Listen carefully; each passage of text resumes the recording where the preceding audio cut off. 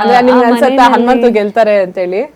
ಆ, ಅಂದ್ರೆ ಹನುಮಂತು ಗೆಲ್ಬೇಕು ಅನ್ನೋದಿದೆ ನನಗೆ. ಒಂದು ಒಳ್ಳೆ ವ್ಯಕ್ತಿತ್ವ ಗೆಲ್ಬೇಕು ಬೇಸಿಕ್ಲಿ, ಇನ್ನೇನು ಇಲ್ಲ. ನನ್ಗೆ ಅಲ್ಲೆಲ್ಲೂ ಹನುಮಂತುಂದ ಯಾರಿಗೂ ಹಾಮ್ ಆಗಿದೆ ಅಂತ ಅನ್ಸಿಲ್ಲ.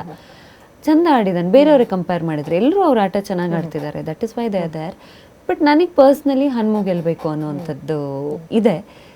ಹಾಗಾಗಿ ಒಂದು ಒಳ್ಳೆ ವ್ಯಕ್ತಿತ್ವ ಗೆಲ್ಲಿ ಅಂತ. ಆ್ಯಂಡ್ ಅವತ್ತು ಅವನ ಟಿಕೆಟ್ ಫಿನಾಲೆಗೆ ನನಗೆ ಅವ್ನು ಏನಕ್ಕೆ ಚೂಸ್ ಮಾಡೋದು ನನಗೆ ಗೊತ್ತೇ ಇಲ್ಲ.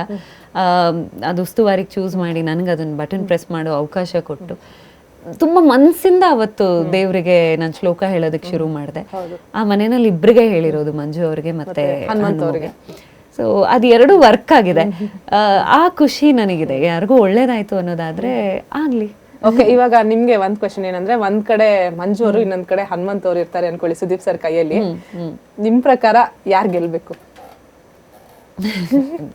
ಗೌತಮಿ ಅವ್ರಿಗೆ ತುಂಬಾ ಕಷ್ಟದ ಪ್ರಶ್ನೆ ಇದೆ. ಇಲ್ಲ, ವೆರಿ ಕ್ಲಿಯರ್. ನಾ ಮೊದ್ಲಿಂದ ಅಂದ್ರೆ ಹನುಮು ವ್ಯಕ್ತಿತ್ವ ಅಂತ ನೋಡಿದಾಗ, ಗೆಲುವು ಅಂತ ನೋಡಿದಾಗ ಹನುಮು.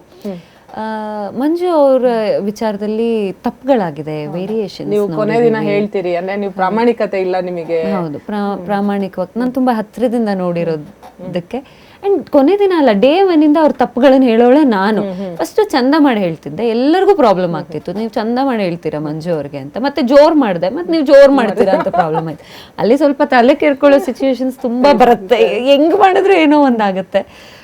ಹಾಗಾಗಿ ತಪ್ಪುಗಳಾಗಿದೆ ಮಂಜು ಅವ್ರ ಕಡೆಯಿಂದ, ಅದು ಅವರು ಒಪ್ಕೊಳ್ಳೋ ಅಂಥದ್ದೇ. ಚೆನ್ನಾಗಿ ಆಡಿದ್ದಾರೆ. ಬಟ್ ನಾನು ಈ ಆಟನ ವ್ಯಕ್ತಿತ್ವದ ಆಟ ಅಂತಾನೆ ನಂಬೋದು. ಏನೇ ಟಾಸ್ಕ್ ಇರಲಿ, ಏನೇ ಚಟುವಟಿಕೆ ಇರಲಿ, ಒಂದು ಒಳ್ಳೆ ವ್ಯಕ್ತಿತ್ವ ಗೆಲ್ಬೇಕು, ಅದು ಹನುಮು. ಓಕೆ, ಇನ್ನು ಧನರಾಜ್ ಅವ್ರಿಗಂತೂ ಕೇಳೋದೇ ಬೇಡ, ಅವ್ರ ಬಹುಶಃ ಹನುಮಂತು ಹೆಸರೇ ಹೇಳ್ತಾರೆ ಅನ್ಸುತ್ತೆ ಗೆಲ್ಲಿ ಅಂತ. ಹನುಮಂತು ಜೊತೆ ಯಾರಿರ್ಬೇಕು? ನಂಗೆ ಒಂದು ತಂಗಿ ಜಿಂಕೆ, ಇಲ್ಲಾಂದ್ರೆ ರಜತ್ ಇರ್ಬೇಕು. ಓಕೆ, ಆದ್ರೆ ಗೆಲ್ಲದ್ ಮಾತ್ರ ಹನುಮಂತ ಅವ್ರಾಗಿರ್ಬೇಕು. ಹೌದು.